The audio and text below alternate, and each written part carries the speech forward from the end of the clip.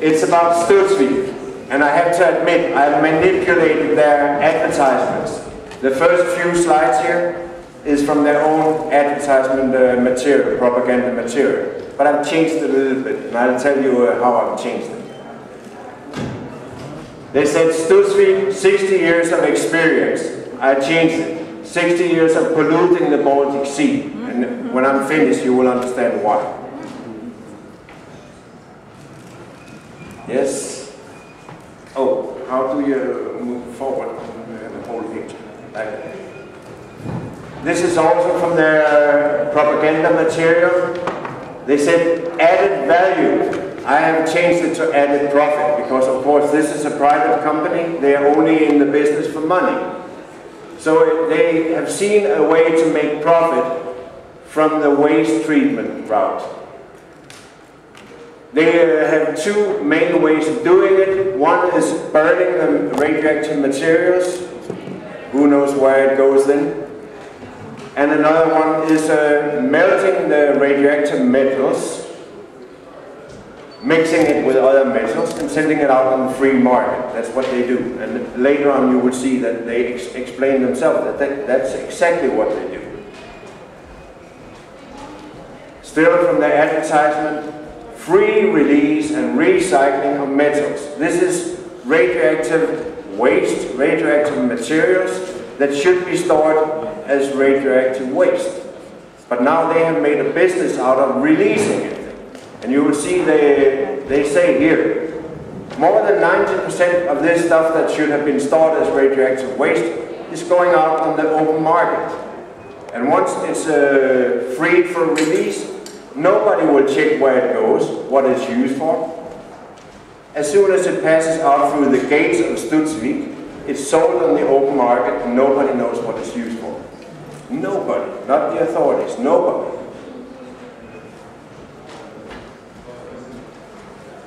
Still their own advertisements. How do we get it down a little bit further here? We should change this one so it goes down a little bit here. Can you remove one of the books maybe? Yes, that's better. So, this is from advertisements, propaganda material from the start of this year. Net sales, 1.2 billion Swedish kroners, more than 1,000 employees. Global presence. They really go out strongly in their advertisements that they are a global actor. They think they are the leading in the recycling of radioactive waste. They are solving problems for Asia and other countries, Japan. They make contracts with Japan. For North America, you see, that's the gray part over here on in the tables. It's been growing for the last 3 years. It's well, more than a third of their whole business is in America. I have contacts with people in America that are really upset about the facilities they are establishing in America.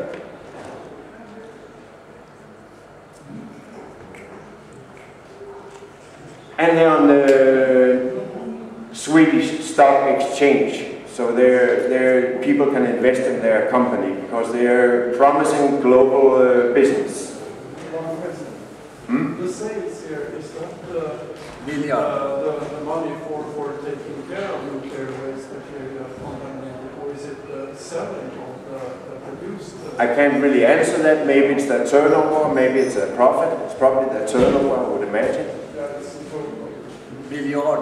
It's still, to me, I call it little skitföretag. It's still a shitty little company with a shitty little business, but they have really global ambitions, and they are leading in this way of recycling radioactive waste, which would have otherwise been kept isolated from the biosphere, and from human beings, and from the nature.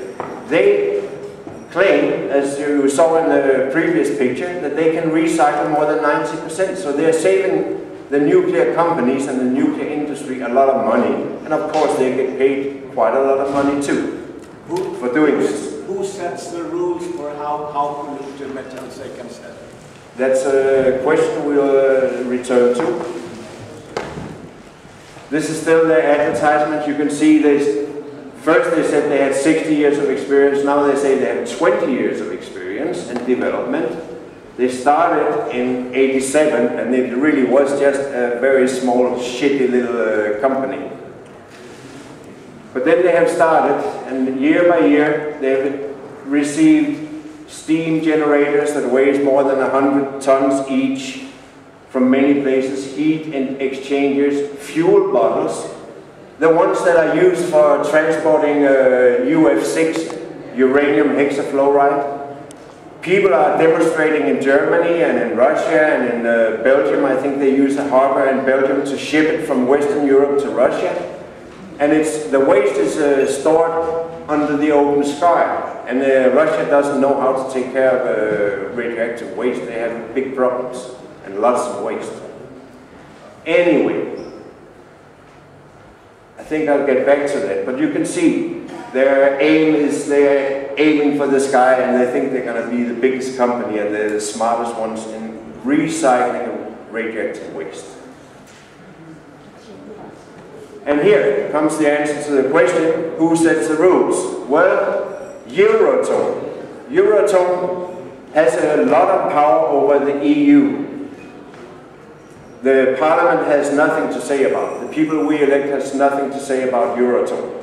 The Commission, which is not elected by the people, is also more or less overpowered by the Euratom, which was started in 1957 or something, when people still believed that nuclear power would be the solution to a lot of problems. Have you seen numbers for how poisoned it can be? I would like you to ask your questions when I'm finished, okay? Metal is free released according to European Commission's recommendation RP 89. Studsvik is following the guidelines paragraph 3.1, clearance criteria for metal scrap recycled.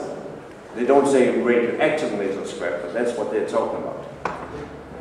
Including, here it comes, a mandatory remelt with other metal. So they're mixing it with normal metal.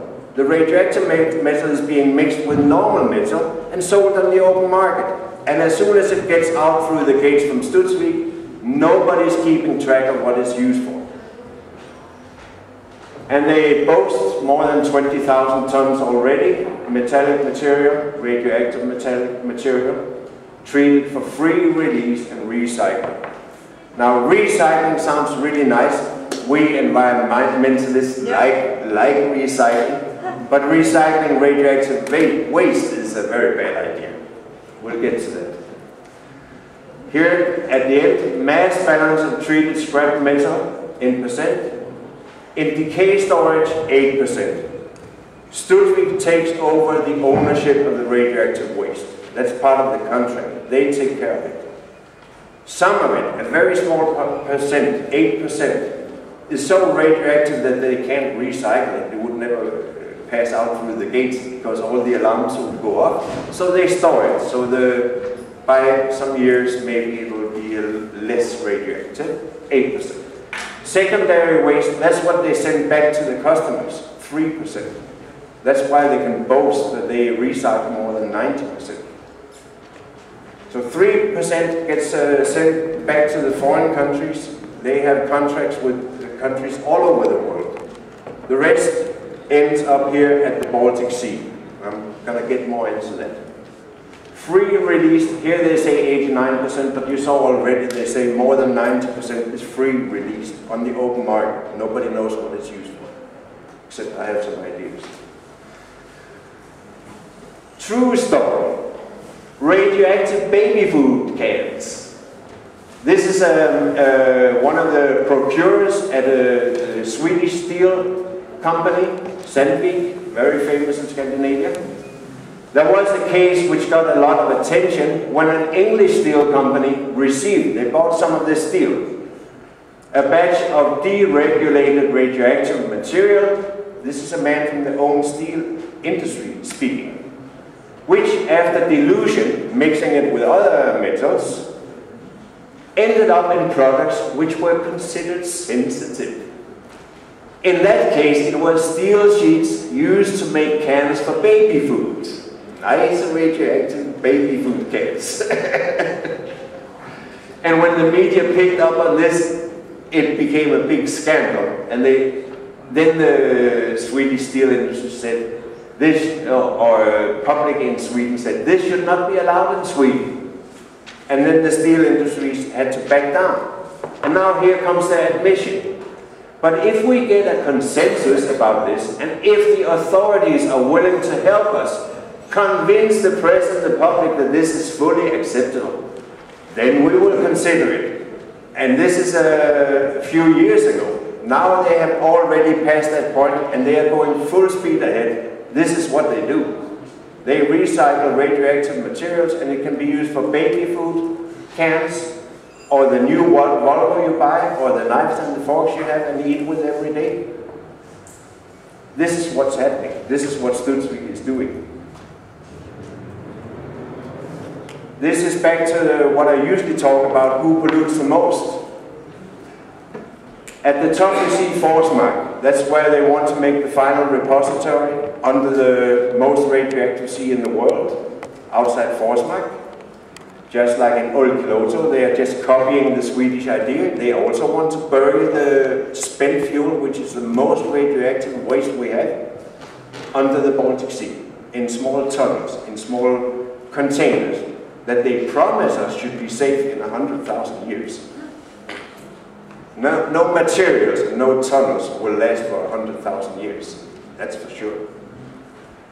Anyway, Forsmark is at the top. Each line here is a power of 10. So if you start here down, it says Leningrad. That's the nuclear power plant at Sosnovyy Bor near St. Petersburg, the Russian nuclear power plants. At the bottom, Leningrad, number 7. So you count from there, 10, 100,000, 10,000, 100,000, and even more than 100,000, because Forsmark is higher. You can check it. Also, there's a lot of printed material, and this illustration is in the printed material up there. You should check the printed material when you go out. Anyway, the Swedish reactors, Forsmark especially, pollutes more than 100,000 times more than the Russian reactors. Everybody in Sweden thinks they have the cleanest reactors and the safest reactors, but this is from the Helsinki Commission. They have, you can see the graph start at a certain age. The first one started a little before 1975. They have got reports from all the reactors and made their own double checks. How much do they release? This is the Helsinki Commission. Sweden's own radiation protection authorities are members of this Helsinki Commission, as every other country's, Finland's, Germany's radiation protection authorities and scientists all are members of this group, and they've been tracking it from the start till now. If you look, 1985, okay, Chernobyl accident was 1986. You see that Forsmark has been at the top ever since the Chernobyl accident. So Forsmark has been polluting the most since the Chernobyl accident. If it is true that the Baltic Sea is the most radioactive sea in the world, why should we trust the worst polluter that has polluted the most since the Chernobyl accident to the Baltic Sea? Why should we trust them to take care of the most dangerous waste, the spent fuel? Even a child can figure out it must be the wrong place to put it by the Baltic Sea. I don't know what the politicians are thinking about, and we haven't heard finally what the government is going to say about it.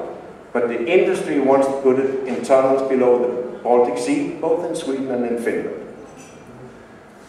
But this is not my subject today. Now we're going to talk about Studsvik. Do you see Studsvik anywhere here? No, because they are not a nuclear power plant.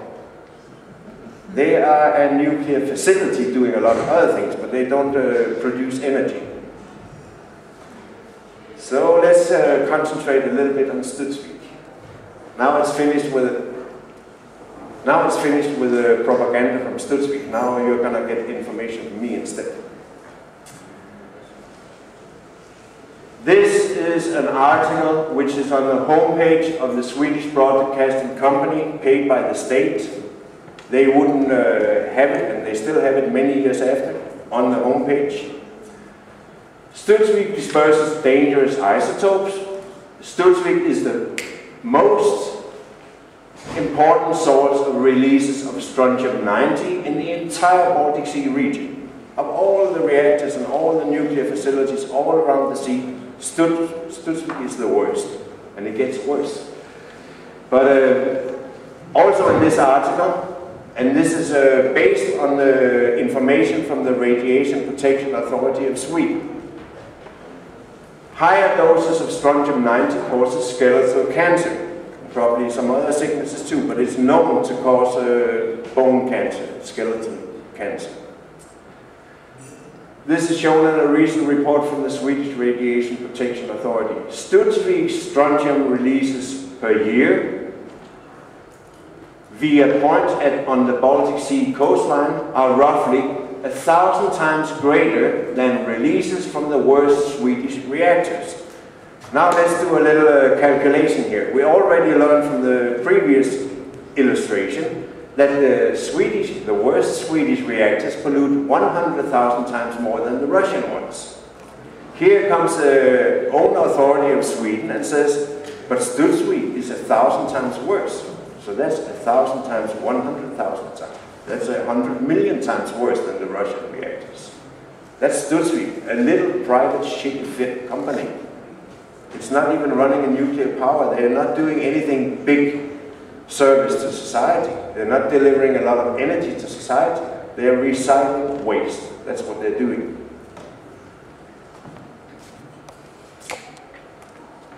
Even other radioactive substances, not just Strontium-90, other radioactive substances are found in much larger concentrations in the environment around Studsvik, in the water, in the sediments on the beach, and, okay, this holds particularly true for cesium-137. This is what we got from Chernobyl, which was the worst accident in world history, in nuclear world history.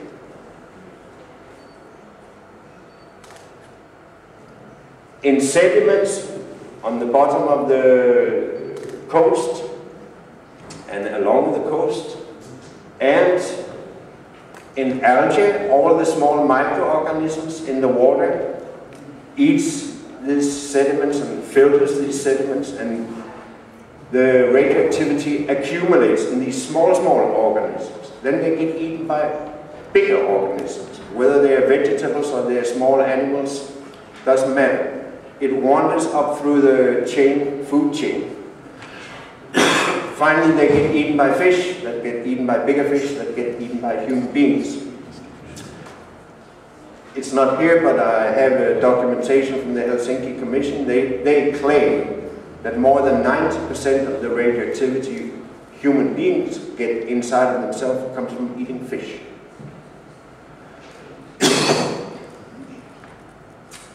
This holds particularly true for cesium-137 in sediments and in algae growth and fish and so on. And even in the milk from the cows in the surroundings of Studsvik has a higher content of cesium than at most nuclear power plants. Remember, this is just a small business. This is not a nuclear power plant, but they pollute 1,000 times worse than the worst Swedish reactors that pollute 100,000 times worse than the Russian ones. Swedish Broadcasting Company has it still on their homepage. You can go to this link, and it's based on the Swedish Radiation Protection Authority information from them. Otherwise they wouldn't dare print it, still have it. Here comes from Hegelund. Total aquatic discharges from local nuclear facilities. Now, the other one, we didn't see Studsvik. It was only nuclear power plants. But here we have Studsvik. You can see it out here to the right. It's quite noticeable. You can see the other ones. Ignalina, Leningrad is, you don't even notice it. Ignalina is so small. Lovisa and Olkiluoto are also so small. The only big ones are actually the Swedish ones, and then Studsvik is the biggest one of all. This is from the best international experts in the world when it comes to the Baltic Sea. This is Studsvik. So even though it's just a private company, they pollute like hell.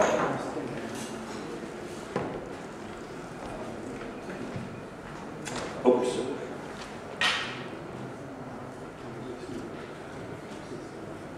Okay. I pushed the wrong button here. This is another illustration that shows the same thing. Before it was all aquatic radioactive releases. Now we're talking about cesium-137, the same we got from Chernobyl. It's a bit confusing because they show 5 years after each other for each place. But you can see Studsvik here from 2000 to 2005. The other illustration that showed Forsmark at the top ended at 2000. This is for the next 5 years, which wasn't included in the other illustration. And you can see Studsvik is at the top, even when it comes to cesium-137. More than the nuclear power plants, all of the nuclear power plants. Studsvik is the worst. And cesium-137 and Strontium-90, which they also pollute 1,000 times worse than the other reactors in Sweden. They are the two most harmful, or most common harmful isotopes or nuclides that harm people, give cancer and DNA damage and so on. So, this is also from Hegelund, the best international experts. There's no discussion about it, people just don't know it. Here are our dear friend Chris Busby, who just stepped out for a second. His comments. He's made a great investigation about the pollution from Sellafield, which is the biggest polluter in the whole world. But the Irish Sea is not as closed in as the Baltic Sea. The Irish Sea, it can disappear. It disappears up to Greenland, north of Scandinavia, into the Baltic Sea, even though it's only like 1% or 2% of the water that is exchanged from the big oceans and into the Baltic Sea. Sellafield is still number 3 major reason why the Baltic Sea is so radioactive, which is strange. If it's only like 1 or 2% that comes from there, it can come through the little small straits into the Baltic Sea. He showed that the people that live closest to the coast at the Irish Sea outside Sellafield had 40% exits of all cancers. Not just one kind of cancers, there's a whole long list of cancers. Many sorts of cancers you can get, leukemia, bone cancer, all kinds of cancers and tumors. So those people that lived close to the Irish Sea at the coast got 40%, 50, like a lot more cancers. Here comes his conclusions when he's looked at Hegelund's and Finnish radiation protection company Studsvik. When he looks at their statistics, it says, we have much more radioactivity in the Baltic Sea. Finally, they have agreed with me, because I've suspected this for 10 years, that it's a fact that the Baltic Sea is even more radioactive than the waters outside Sellafield. So we have a real problem.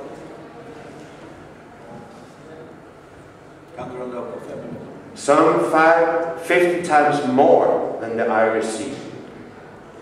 So we can expect, and he's beginning to look into the cancer statistics, we can expect to find maybe even more than 40% exits. If it's 50 times more than in the Irish Sea, it could be much more extra cancer cases. I come from Denmark. We are at the top of cancer statistics, and Hegelund has shown that we get more radioactivity, although we don't use nuclear power, than any of the other countries around the Baltic Sea. So this gives cancers, and we have high cancer statistics in Denmark, because we're right in the middle of the stream, in and out of the Baltic Sea.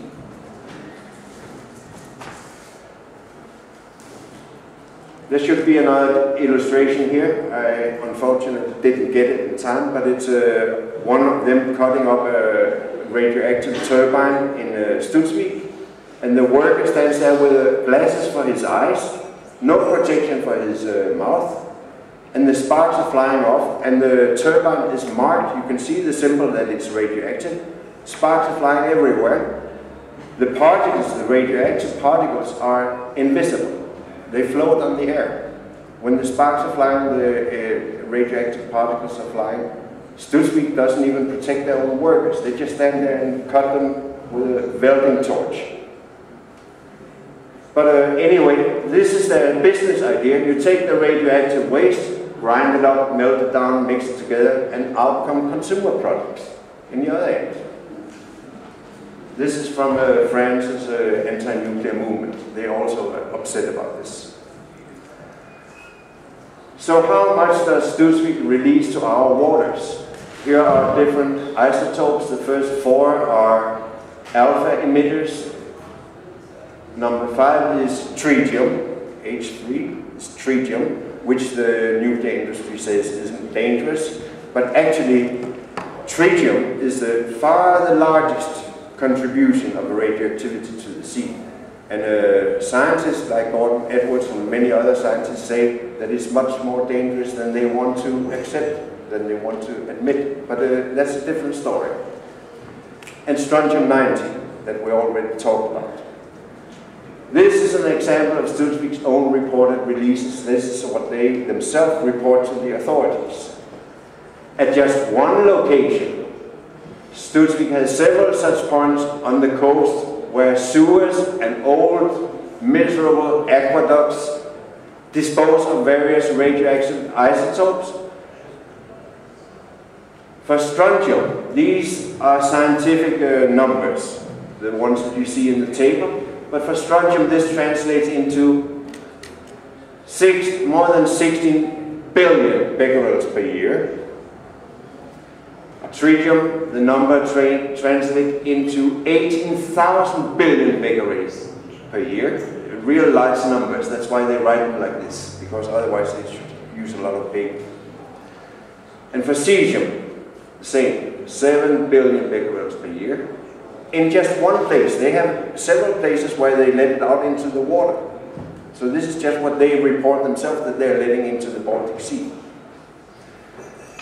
However, if you want the true number of ionizing explosions or rays that can harm your DNA or give you cancer, since becquerel always means disintegrations per second, you would have to multiply these large numbers with 60, since it means per second. 60 to get a minute, 60 to get an hour, 24 to get a day, and 365 to get a year. Then you get the real number of how many disintegrations or how much activity it is per year. For strontium, if we take one of those examples, not even the largest one, and multiply it with this number, 31 million actually, then you get this number. That's how many small explosions that can potentially harm you from just one little release into the Baltic Sea. That's 500 billion disintegrations per year. So that's a lot. That's more than enough to go around, so you all have part of it. You can be sure you all have part of it, and it's inside your body. No matter how far away we are? Doesn't matter. There's enough to go around to everybody. So Studsvik is importing waste from other countries, from a whole bunch of other countries. From Canada, now they want to import 32 steam generators that both weigh, each one weighs more than 100 tons. 32 of them. The first ones are supposed to come this autumn, if we don't get it stopped. I'll get return to that. This is an example last summer. There was a ship coming from Russia with some kind of uranium. Chemo says it was uranium oxide. There's different theories about what state of uranium it was, or maybe it was already enriched or something. But we don't know for sure what it was. I heard about it when I was on the bus back down towards Denmark, and I started researching on the internet immediately to find some more facts. The Russian ship Captain Luz, carrying uranium oxide, had a collision with a Norwegian freighter carrying methanol. Now methanol is highly flammable, highly explosive, and the other ship had uranium oxide. The other ship was Norwegian and didn't take notice when the Russian ship was warning. They were almost under the Øresund Bridge, the small narrow strait between Denmark and Sweden. So the Norwegian ship just sailed right into this Russian ship with uranium oxide and made a hole below the waterline. And you can see it, the ship is tilting, and they had to send divers down to try to close the hole, and the marine had to come out and pull the ship into the land so it shouldn't sink. If the methanol had exploded, it would have created an immense fire on board the ships.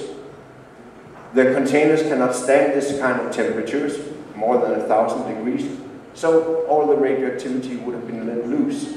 And if the ship had sunk, it would have been right there between Denmark and Sweden, in the most populated region of the whole Nordic countries. Kan du runda av? Nej. Det är mer än halvtimme nu. Du håller på för efter 35. Okay, Peter Deal from the uranium project of our network, he's been working on the uranium for many years, says the worst case for a UF6 transport, this Russian ship has many times carried UF6. It could just as well as been UF6. The worst case for a UF6 transport is if the cylinder is caught in a long-lasting externally fueled fire, which it would have been if the methanol had gone up in flames. Then the UF6 is no longer solid and expands, results in a sudden cylinder burst, releasing major parts of its contents instantaneously. And if one container blows up like that, all the containers would blow up, and the ship would go down, and we would have a disaster. Kimo says, protest strongly. This is the local authorities, this is the coastal communities, mayors, politicians that are in the Kimo organization. It puts at risk the marine environment and the millions that live along the shipping route, which route traverses some of Europe's busiest shipping lanes and most dangerous waters. And I'm telling you that these radioactive sea transports go on all the time, every month, many times a month. From Western Europe to Russia, and from many countries worldwide to Studsvik. This is why I'm talking about Studsvik. Russia has its own Studsvik by the Baltic Sea at Sosnovyj Bor, near St. Petersburg. It's called Ecomet S. Ecometals. Recycling. Doesn't it sound nice? Who do they think they are fooling? You've seen the statistics now. Studsvik, this little shitty company, is polluting 1,000 times worse than the worst Swedish reactors. And we can't be lucky every time. These accidents can happen. They've been very close to happening, and they will happen if we don't stop these sea transports. Oops, why doesn't this work? Yes. Just the thing, I pushed the wrong button. No, you press the S one. I took that picture.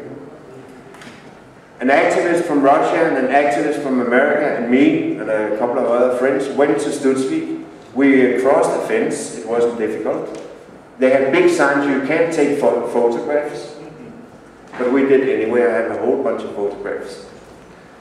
This is the landing spot. When they import radioactive waste from other countries, like now they're going to import these 32 big steam generators from Canada, from the other side of the world, and send it to us here in the Baltic Sea. And more than 90% of the radioactivity is going to be recycled and end up here in the Baltic Sea region. This is where they landed. Once it was an idyllic landscape, now it is a radioactive hotspot. Why do we allow a private company for profit to destroy such a beautiful landscape and to destroy the Baltic Sea? So, stop Studsvik's pollution of the Baltic Sea region. That is now a truly international campaign to stop Studsvik's activities, including strong organizations in Canada, the USA and Great Britain, so you should support that. We need to put pressure on governments and authorities and make them wake up and realize Studsvik activities will harm Swedish exports and Swedish steel industries. Nobody wants to buy radioactive consumer products, no matter if it's baby food cans from Sweden, new Volvos from Sweden.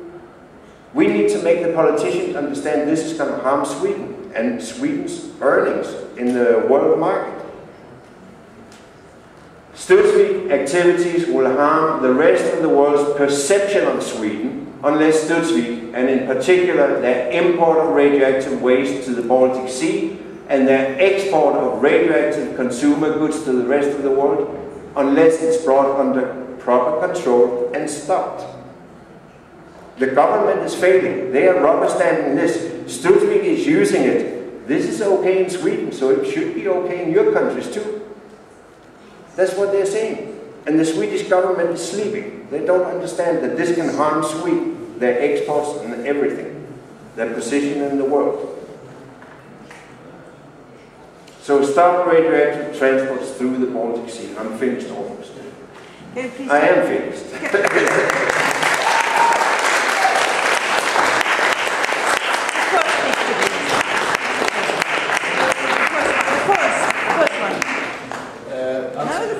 The very first. The very first, okay. The very first. We'll go back. Come on. I can fix it. It's okay. Vi får ta en paus. There it is. Kort av pausen till 10 över. Vi är fortfarande... And you can hold me personally responsible. I'm sure they're going to come after me. If we put this on the homepage, we're going to hear from their lawyers. But I don't care.